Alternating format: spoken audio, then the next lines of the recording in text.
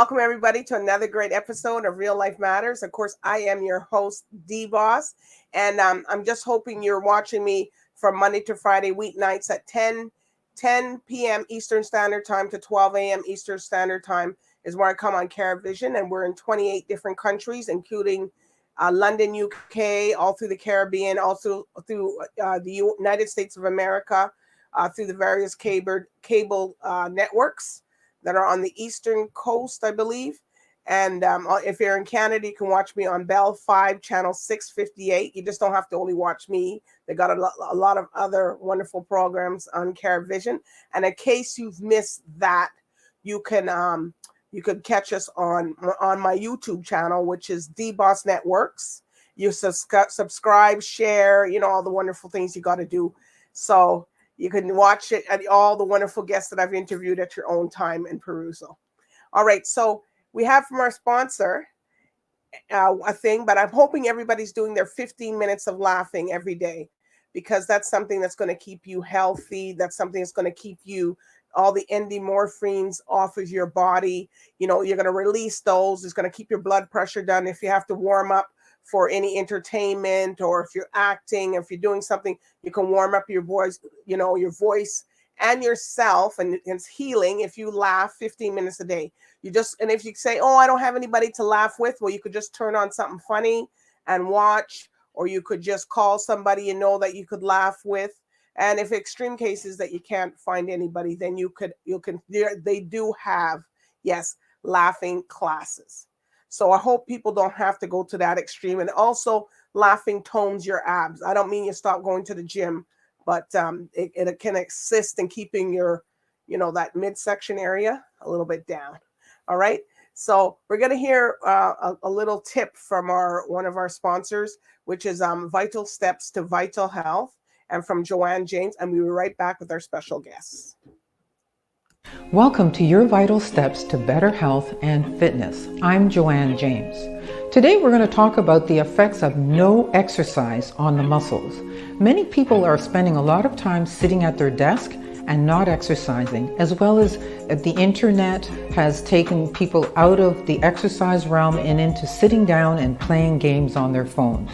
There's a major detriment to not exercising. When you don't exercise, your muscles become weak, and that impacts your bones. So now you have both weak muscles and weak bones. The other problem is you lose strength, and the daily activities that you like to do become more difficult. So it's important to be doing some form of exercise to keep the muscles toned. And thirdly, your body composition will change. You will end up getting more body fat and less muscle mass, which then tends to be unattractive, and you lose energy and you become more fatigued. So do yourself a favor. Get into a great exercise routine. Find somebody who can put you on a great program. Your body's going to love it. I'm Joanne James, and this has been your Vital Steps to Better Health and Fitness. Take care. Thank you, Joanne James, for that. I hope everybody's staying fit, because it's hard. It's hard to keep in the gym. I've been doing mine for over 6 months now, and I feel great and I feel wonderful about it. And it takes, the first month is hard, I'm going to tell you, but after that, you pass that hurdle, you're okay. So you have to do some kind of exercise no matter what kind of job you do, and make sure that you find the right routine that works for you according. So if you want to find out, you could always set up an appointment with Dr. Joanne James, and you could find out what is the best way or what exercise works for you, because not every exercise is for everybody. So you have to find out so that you stay fit and you stay healthy. But anyways, we got a special guest, and the person that we're going to be interviewing, but they're not interviewing. They have never been interviewed by me yet, but we've had Mikey J. Stevens. He's been on our show a couple of times, and he's no stranger in the family. And he's a filmmaker. He's part of Natty Wood Films. He has his own ING network. And also, so we're going to be interviewing 2 guests today. Yes, 2 actors that are acting in the film Colorblind. So one is Mark K. Weber, and he plays Bradley L. Chapman. And the next one is CHRISTINA Chapman, who plays Emerald Frank. So with no further ado, we're going to find out all the exciting things that they've been doing on this film. Here we are. Hello there. Well, I see you guys are laughing, so I guess you took some kind of note. Well, yeah. So Yeah, being patient backstage, just like, just enjoying the show. All right. So I hope everybody's doing some kind of exercise. I'm trying to promote people the movement here because everybody sits down and watch all these films, and I'm bad for it. I sit down for maybe I'm going to say 5 minutes. I'm going to get up. Next know it's an hour. 10 minutes. Next know it's 2 hours. You're sitting down. Oh, yeah. So you guys, I guess you guys, everybody's in that frame of mind. So we're just promoting better health for everybody to get up, do some type of movement between whatever you're doing, just not to sit for 5 hours and oh my goodness, 5 hours passed by, I haven't got up. Oh, I absolutely understand. I'm guilty of and then saying, yes, I'm going to do some stretches. I'm going to watch a YouTube video, do some yoga. And then I realized, oh my goodness, I've been lying down. I'm like you, I've been trying to get back into the gym, do some running, do some lifting. Honestly, it's been nice. You are so right. 1 month in, it becomes a habit. It's true. That's actually complete honest of me. I'm the kind of guy to where I will actually be like, I'm going to go to the gym no matter what. Doesn't matter what mood I'm in. I'm going there 6 days a week like a man on a mission. Mad lad. Absolute mad lad. I do 5 days. I do 5 days a week, sometimes 6. But you have to make an appointment with yourself, because if you don't make an appointment with yourself, you won't do it. And Absolutely. It took a while.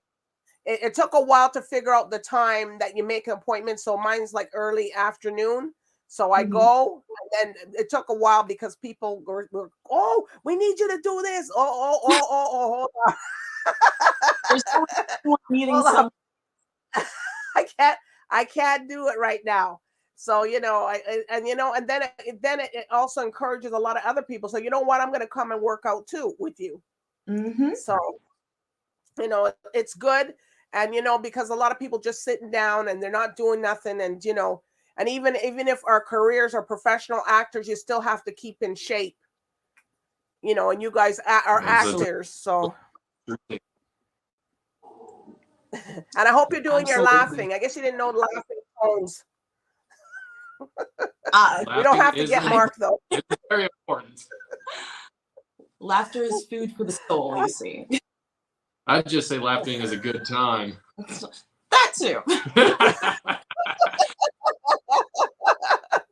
No, but it warms up your vocal cords and everything. Like a lot of people don't realize, if you're singing, you're acting, you're speaking, you got to do something to warm up those cords before you go for that stretch, a long stretch of time.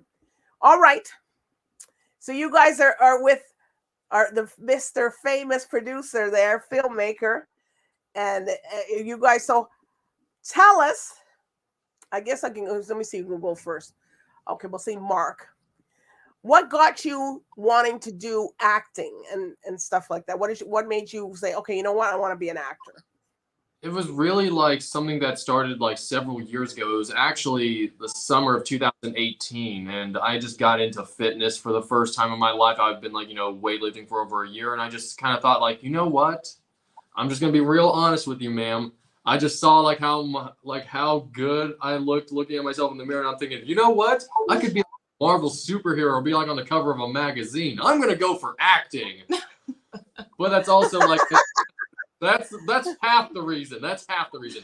The other half is a little bit more wholesome and inspirational, but it's because going back to high school, I was involved with some theater play productions for my high school, and just people just brought me joy and happiness. And I was thinking, you know what? Why not try to make that my career, make that my legacy, giving people escapism, to take them on an amazing journey through the characters that I portray. So I'm thinking, you know what?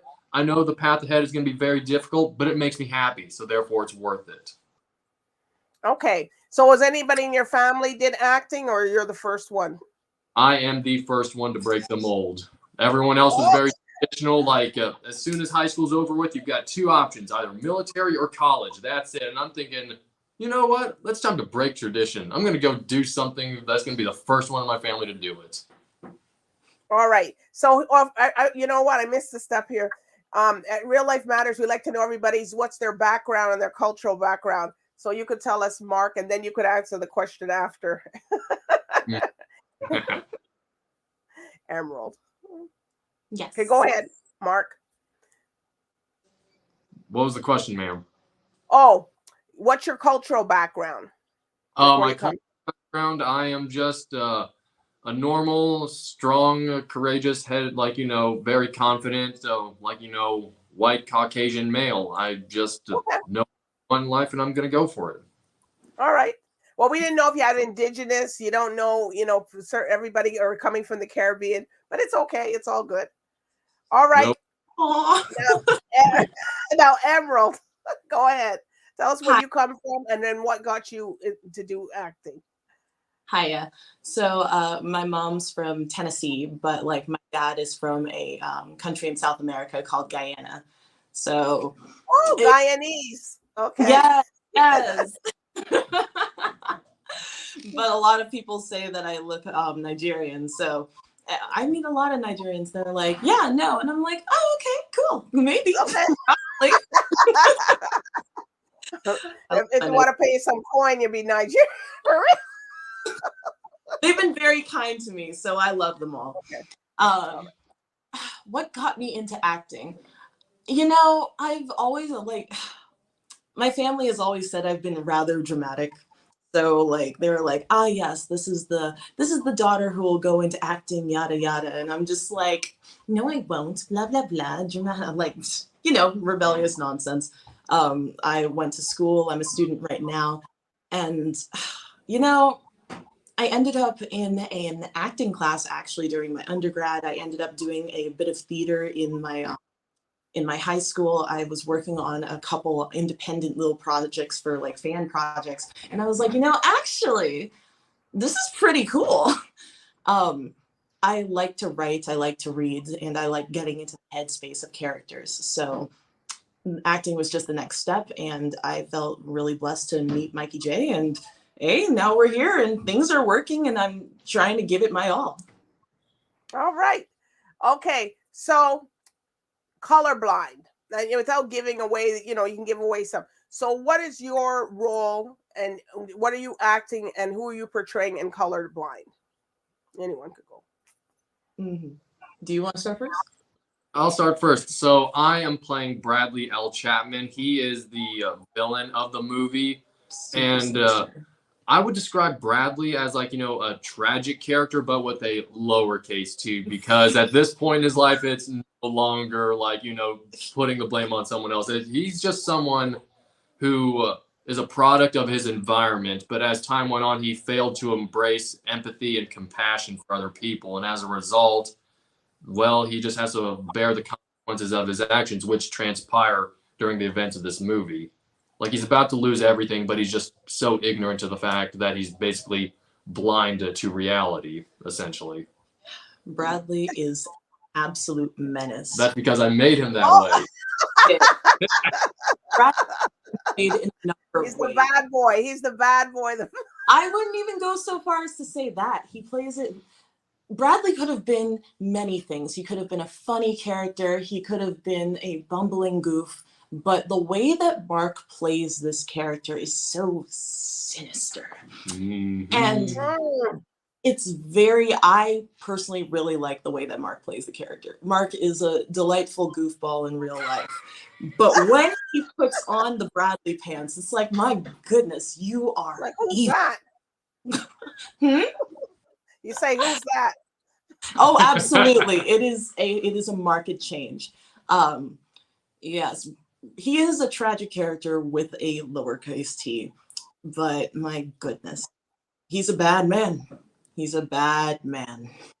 All right. And your character now? So I'm playing a character called CHRISTINA CHAPMAN. I am the wife of the big bad. He is ruining my life. He's ruining my life. You guys are playing the Yes. Yes. I didn't know you guys are a couple, because I'm saying, well, how come she could describe his character so well? We've had quite a few scenes. Effectively, my character Hennessey is a little lost in life. She never really received love from her own community, and thus she grew to reject them. And flung herself into the arms of this terrible guy.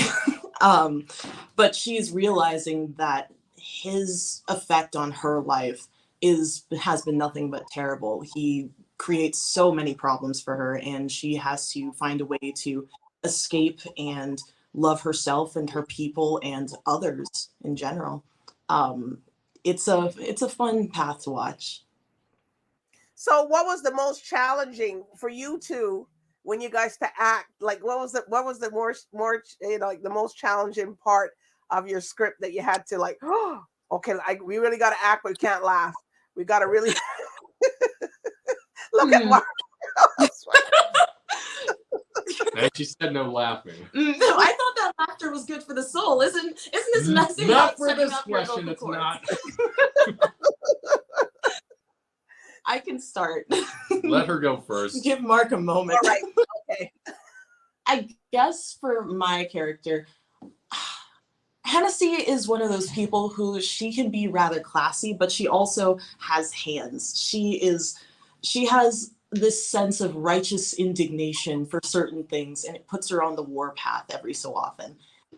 I am a bit more of a peacekeeper, so that was a little hard to get into her headspace for that, because I have... Look at Mark's face like, mm-hmm.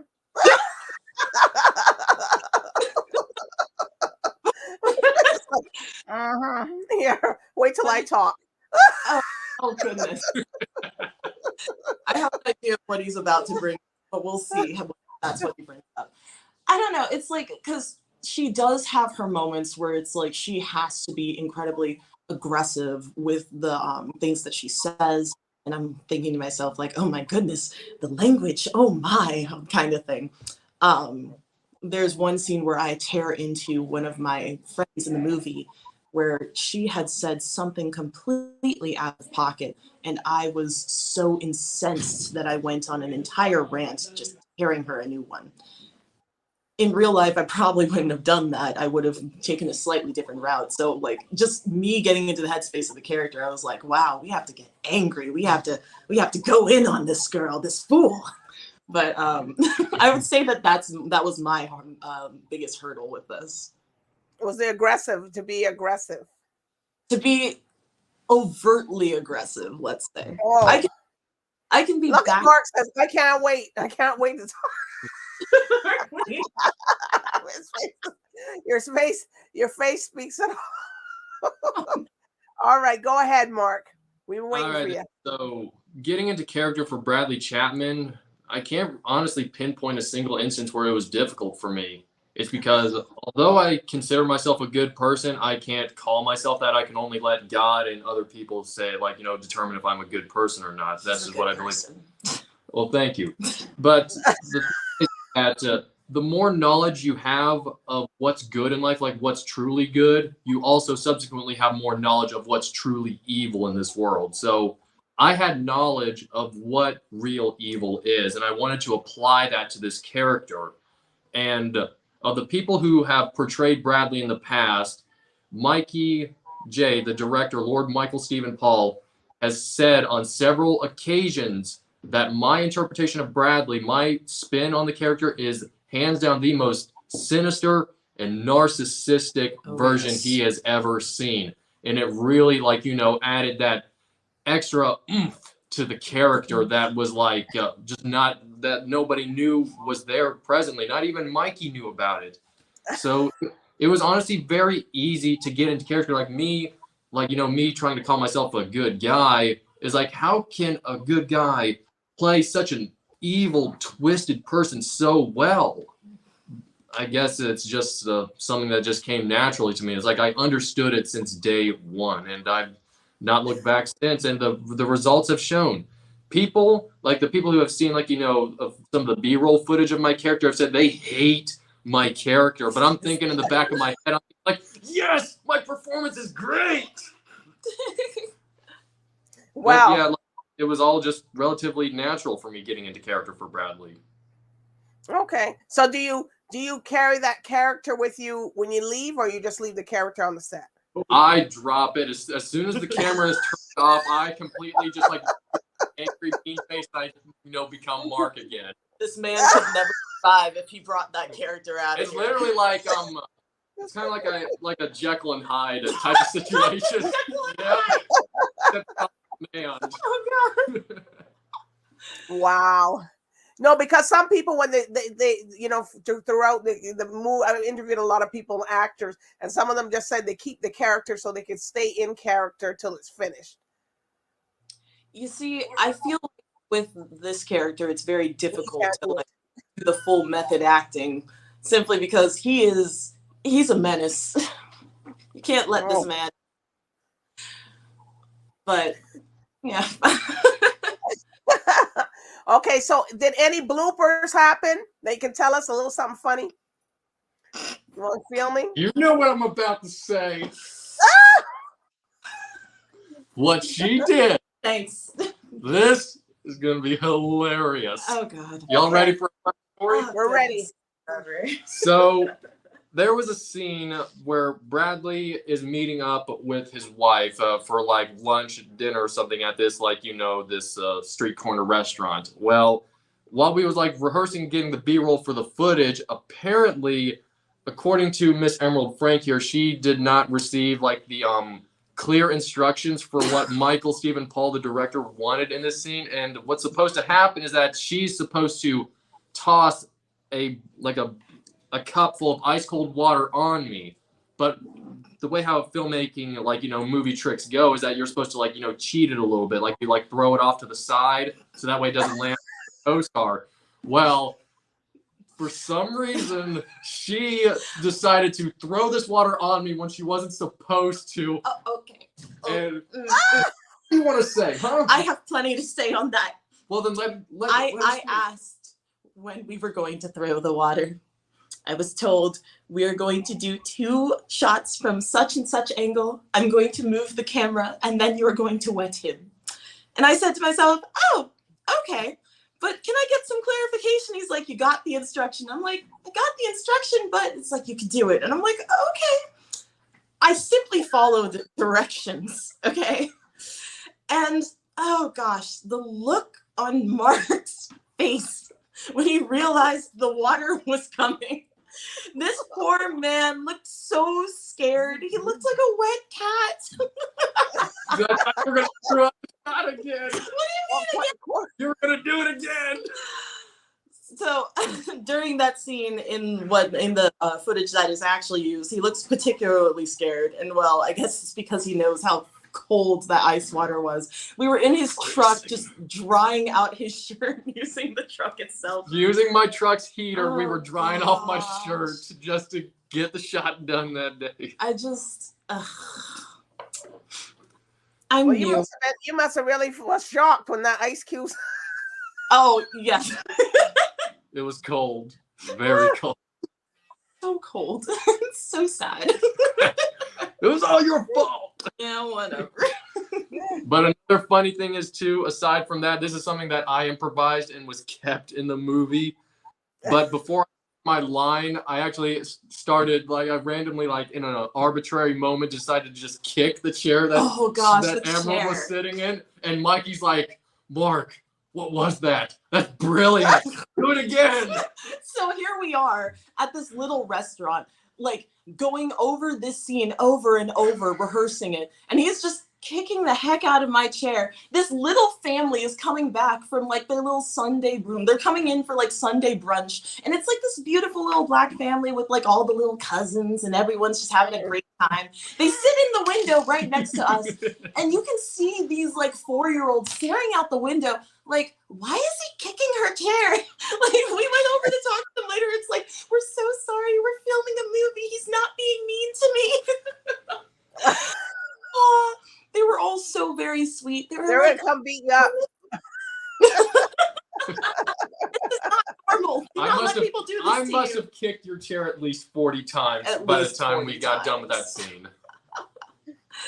Oh my goodness, my goodness. That was a fun day. Really fun. Well, I guess working with Michael J. Stevenson it's fun. It looks like you guys are having a good time Absolutely. It's been filming these scenes. It's been a joy to work here, honestly. Like, I've met so many talented people that I never would have met. So many interesting characters that I never would have met. I like people, so I'm having a great time. It looks like it. Mark looks like he's having a good experience. I'm just listening and agreeing. All right. So are there any shout outs that you want to give to your people? Ready? I would like to shout out my mom and dad for getting me where I am and working with me through this entire process. Like, they were like, I thought you were going to do this. It's like, well, yeah, but you guys also said this, and now I'm here. So, hi, Mom. Hi, Dad. Hi, Grandma. Hi, Auntie. Hi, Uncle. They know who they are, okay? So Oh, of course I do. My mom will be like, why are you putting my name on the TV? Like, I won't. I'd say for me, there are two people that I would like to give a shout out to. Primarily, one would be my father, because he was a great influence on my life. And he told me that if you want to go after your dreams, you have to be absolutely unapologetic about it. You have to just be full steam ahead and just never give up on your dreams. And it's been a core foundation of how I go after my ambitions in my career. Another person that I would like to give a shout out to is my acting instructor, George Gallagher. He runs an online actor training course known as the Actors Instinct, and he's based in Atlanta, Georgia. George has been a phenomenal coach. I've been working with him for almost a year now, and he's really taught me the foundations of how to not act, to make it seem like, get so seamless and so natural to the point that you're no longer speaking dialogue to a co-lead, but rather you're just talking to another human being, because then the audience will be able to connect with you, because then it doesn't seem like something forced or over dramatic. It feels like something that they could see themselves be speaking. He showed me the work of Harold Guskin, and I mean, it's just been a night and day difference, because beforehand it was like very rigid, very stale, very actory, over dramatic, and it just wasn't real. But now I've come a long way in his words, and he's really proud of the work that I've been putting in and the results that I've been producing. Heck, that's the reason why I kind of got this role in the first place, was because I decided to be bold and daring and just be me on set, to take it off the page, be present in the moment, really listening to your co-lead, and so that way it just feels like just something magical. It's like almost you can't really put it into words. It's just something it just makes it feel real. Okay.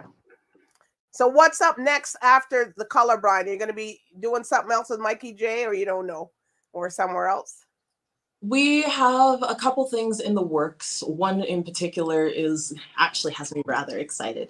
But that script is currently being written. He's approached us about it. It sounds cool to me. It sounds cool to him. And we'll see where it goes from there. I'm on board with it. I'm on board. Look at everybody's not even asking questions. I'm on board. I'm doing Yeah, let's do it. Let's go. I mean, like, when I'm working with Mark, it's very easy to just get into character and help. We riff off of each other pretty well, so it helps keep the interactions really smooth, and I like that. So if he's in something, I'll try to be in it too. Okay. There's also another project that is very early on getting underway. I won't give away the details to it to avoid spoilers, but it's just something. It's, how can I describe this in a way that fits what I'm trying to say, but also not giving it away? Good luck with that. Thank you. This project is going to be something that's a little bit more long term than just a simple film, because a film, if you really the production like of this particular scale and caliber, you can get like all your filming done within say 2-3 weeks tops if you really like are gunning it every single time. But for this is something that could last potentially years, like a several year long project. Okay. So this is like arguably something bigger that's currently underway. That's all I can say. Like a lot of episodes and stuff like that. Like correct. Yeah. Okay, you see, I'm on it. All right. So if people want to book you or something, or hire you guys as actors, where can they find you? Currently the best way to reach out to me directly would be through my email, which is I'm not sure if you're able to show this on the screen, but I'll just say it as is and just try to say it. Yeah, say it. All right then. My email is mkw, that's all lowercase, 1998, the numbers, year, top one, the number one, at gmail.com. Like, what, you're writing yours down? Of course I'm writing mine down. Whatever, don't. All right. All right. Looking like, what are you doing?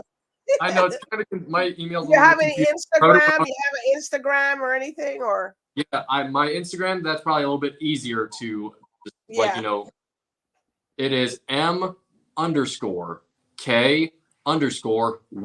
MK Weber. Okay.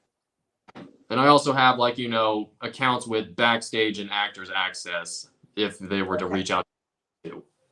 All right. And you? So mine is Emerald Jewels, but the E's in the jewels is taken away. So it's going to be Emerald, ERALD, JWLS, Instagram. And then I have an Actors Access as well. And then I have an email, which is emeraldf78@gmail.com. All right. So is Colorblind, it's out yet or not yet? It's going to be coming out in early 2024. Our trailer is going to be dropping November 11th. Woo! He's like 11. November 12th. It's 11. It's 11. No, the big party is on December 10th down in Suffolk, Virginia. Whatever. All right. Not really involved with the movie. I know how to listen. I show up. I do my lines well. Everything else, I need help. Okay. All right. So everybody is going to be anticipating Colorblind by Michael J. Stevens. He's in conjunction Agni. He's in conjunction with Natty Wood Films. And, we're anticipating, and it's been a pleasure to hear you guys and with your journey and everything that's been going on. So, we're all just going to be waiting in anticipation when we get to see the trailer. All right. So soon. It's been so nice to be on your show. Thank you so much, DBoss. Likewise, ma'am. So an absolute pleasure. All right. And you stay backstage when we finish. I got something for you. All right. Aww. So, all right. So it's been a pleasure, everybody, tuning in today with, Colorblind, written, produced, filmed by Michael J. Stevens. And Michael J. Stevens. And also we have the two actors here that were, they're not all the actors, they're just two. So we'll be bringing some more to you so you can hear and get to know them also. And, it was a pleasure. So everybody, good night and bye for now. Bye, everyone.